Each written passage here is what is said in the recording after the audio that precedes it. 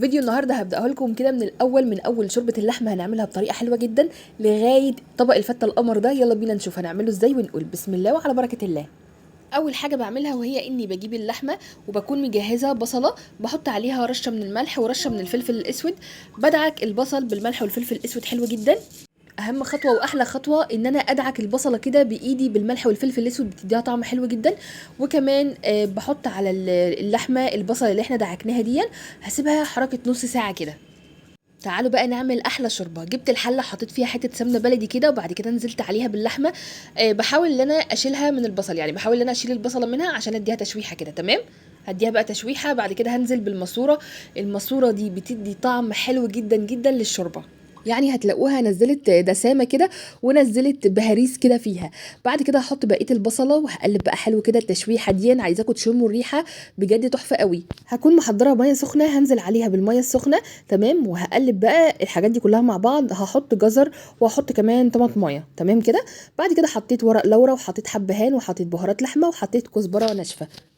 وعشان اللحمه تبقى دايبه دوب هحط لها معلقه من السكر. تمام كده. هسيبها بقى تستوي. وتعالوا بقى اما نحضر الصلصه بتاعه الفته. الطريقه دي بقى تحفه من الاخر. طبعا انتوا شفتوا الاول انا عملت ايه في الطماطم. حطيتها الاول 5 دقايق كده في ميه سخنه، بعد كده شلت القشره الخارجيه وضربتها في الكبه كده زي ما انتوا شايفين. بصوا بقت عامله ازاي. هنجيب الطاسه ونحط فيها شويه من الزيت، سمنه بلدي. السمنه البلدي بتدي طعم حلو قوي جدا ليها. بعد كده جبت توم، يعني حركه معلقتين كبار توم. تمام، قلبتهم هنا كده مع بعض لحد ما هياخدوا لون ذهبي فاتح قوي قوي. هنزل عليهم بالصلصه البيوريه، معلقه كبيره او معلقتين كبار براحتكم خالص. بعد كده هقلبهم كويس مع بعض. هنزل عليهم بالطماطم اللي احنا ضربناها في الكبه. قلب قلب.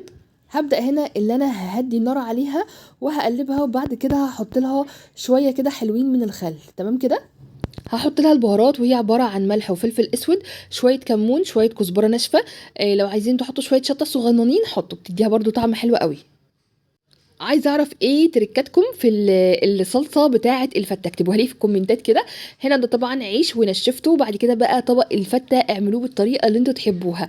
احنا هنا بيحبوه عندي في البيت. بحط لهم العيش وبعد كده بحط عليه الرز، وبحط في الاخر خالص الشوربه عشان ما يبقاش العيش بايش قوي، وكمان مش بيحبوا الشوربه كتير.